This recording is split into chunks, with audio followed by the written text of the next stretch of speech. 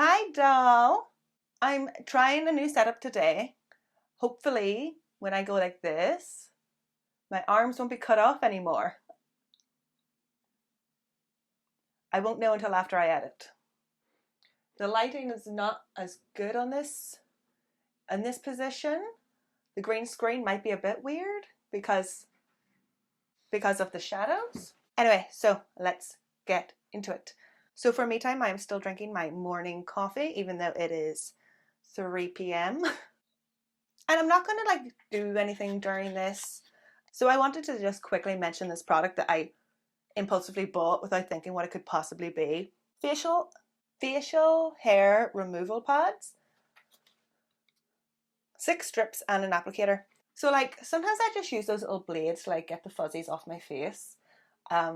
I was thinking about maybe starting to do little facial waxes because then there would be less regrowth. So I seen this and it was only £1 or £2 or something like that, and I thought I'd give it a go. And it is basically a blunt nail file. It's even the shape of a nail file. I feel like it was just a factory didn't make nail files rough enough, and they were just like, oh, let's sell these to Miriam for facial hair removal. So basically for 5 minutes this morning I was rubbing my face with a nail file, and I was like, this is so stupid, and nothing came off. Maybe I've just got a really hairy face. I don't know, but I'm just telling you, I do not recommend. So today I thought I would do something a little different, more like a countdown. Obviously over here on this channel, on this true crime podcast, we watch and read a lot of true crime content, obviously. We consume a lot of American true crime content. And one of the things that you hear all the time in documentaries and movies is the FBI's most wanted list, correct? But you don't really hear about most wanted lists that much over here in Ireland and Britain. It seems to be very much like an American thing. But we do have lists. So I thought I would start at the equivalent list for Ireland. Obviously, Ireland is a much smaller country than America with much fewer people. And I think it's a little bit more chill over here. But Europe, they have a most wanted list. So I was able to put together the 5 most wanted Irish criminals who have been on Interpol's most wanted list. This is their website. So Interpol don't really call it a most wanted list. They call it a red notice. So it's an international alarm for a wanted person, but it's not necessarily an arrest. I think that means it could be wanted civilly as well. It may not be a violent or dangerous crime. But anyway, so this first criminal who is on the Interpol's most wanted list, James Starvick, at this time of recording, he is on the Interpol's red list, the most wanted list, and he's Irish. So if you see this guy, call the police. Let's get into the most wanted criminals in Ireland at some point. 1. James Starvick. James was born in Dublin, Ireland on the 3rd of June in 1983. He is an itsy bitsy teeny weeny man, coming in at only 5 foot tall. He has dark eyes, dark hair, and apparently he can speak Irish, which is cool. James is wanted for murder, which is not cool. It is possible that James Starvick is going by an alias or false identity. He could be going by the name Niall James Byrne. On Friday evening, the 7th of October 2011, 31-year-old Dutchman Adam Sorin Radoslag was killed at his home in Midgerecht. Police in the Netherlands immediately launched a manhunt for Dubliner James Starvick. James was 28 years old at the time of the murder. According to witness testimony, it became evident that Adam was in conflict with a man named Niall James Byrne. Witnesses seen the 2 men arguing shortly before Adam's death. The perpetrator of the murder quickly fled, and police were sort of stalled They were delayed because they were actually looking for this guy called Niall James Byrne.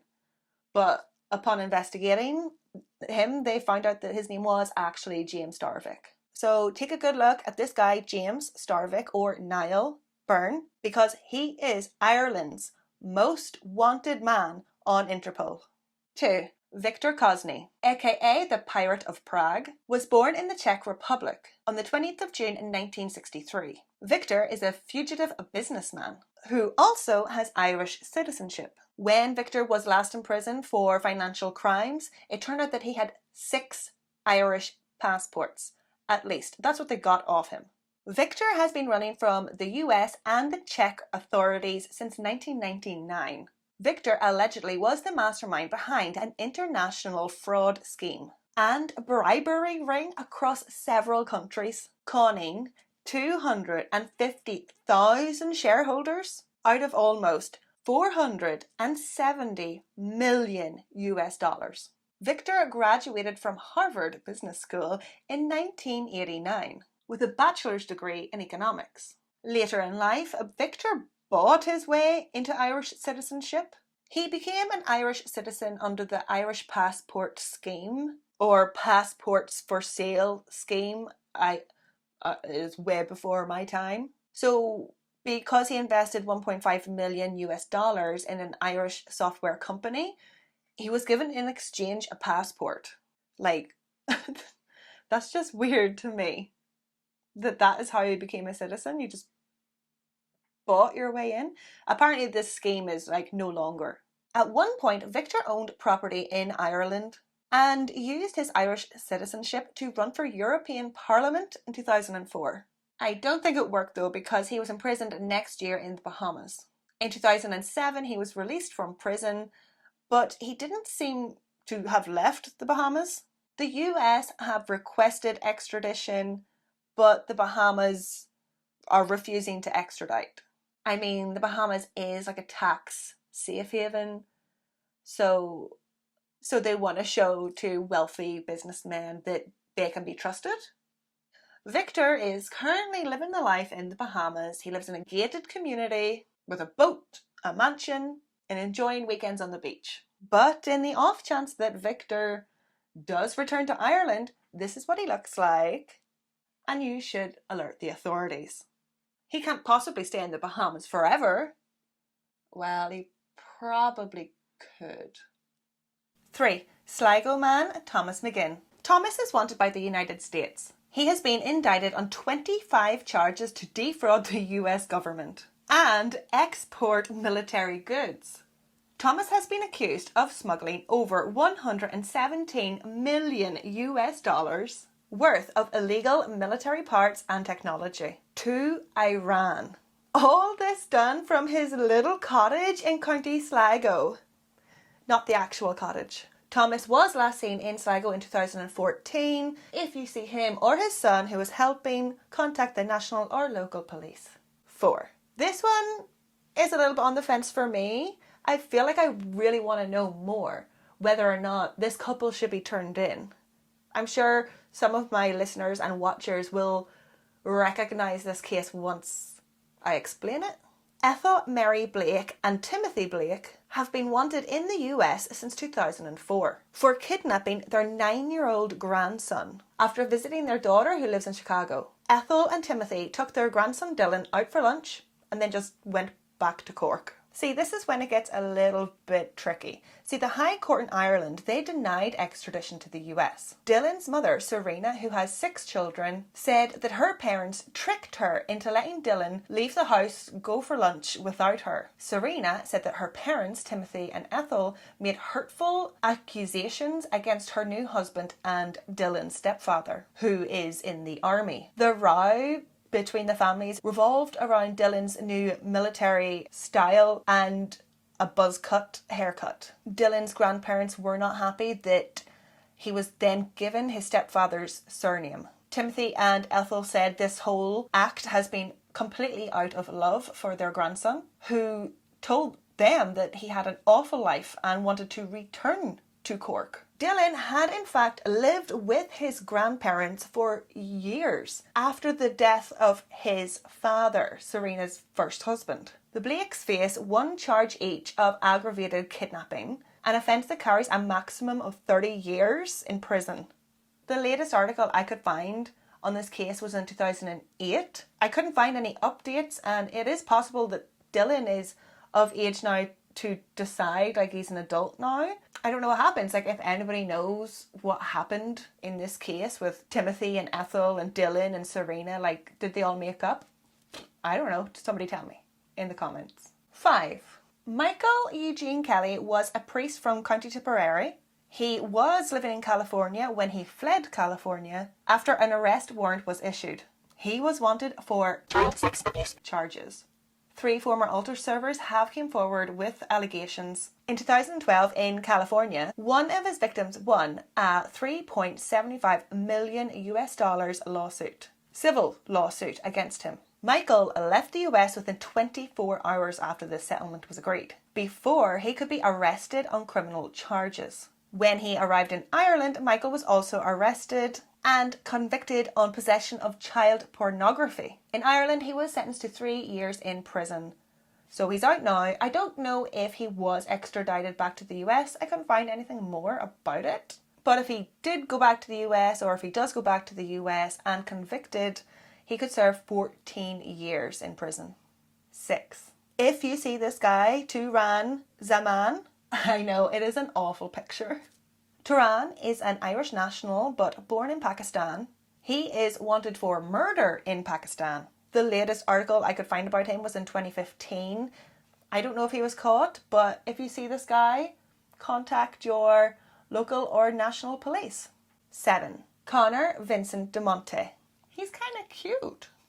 Connor is a Canadian-Irish national. He was wanted over his role in the 2009 gang shooting of Kevin LeClaire, a gangster in the organised criminal mob, the Red Scorpions. Connor is an alleged member of a very feared gang in Canada called the United Nations. Where do they come up with these gang names?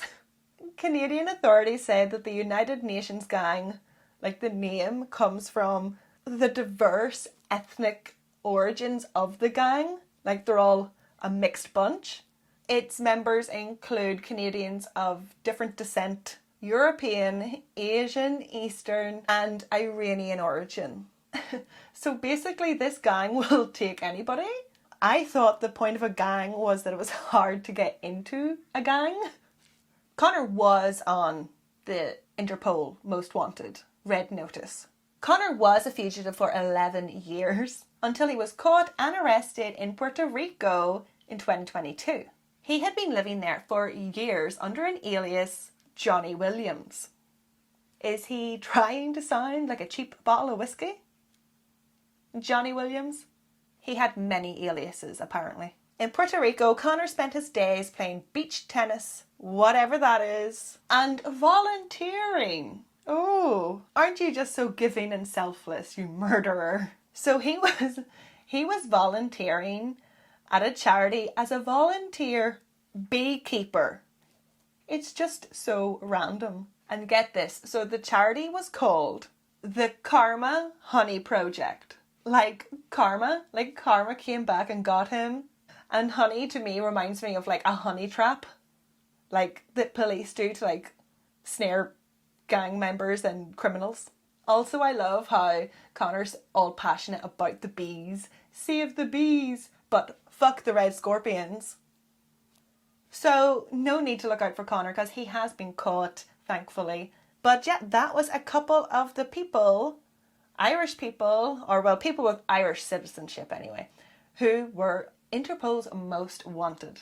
I want to say a big thank you to the Patreon supporters of this channel and podcast. I know I don't thank you enough. I feel like I'm always catching up. I'm always trying to get ahead. And I need to just take some time for you guys. There was an episode released last week, by the way. Okay. Thank you, Renee, Stephanie, Emer, Justin, Vicky, Deborah, Jem, Toya, Laura, Jason and Terry, Sydney and Andrew, Karen, Leanna, Sarah, Angelina, Lou Marie, Sarah B, Kirsty G, Francesca, Sean. I don't think I forgot anybody. I don't think.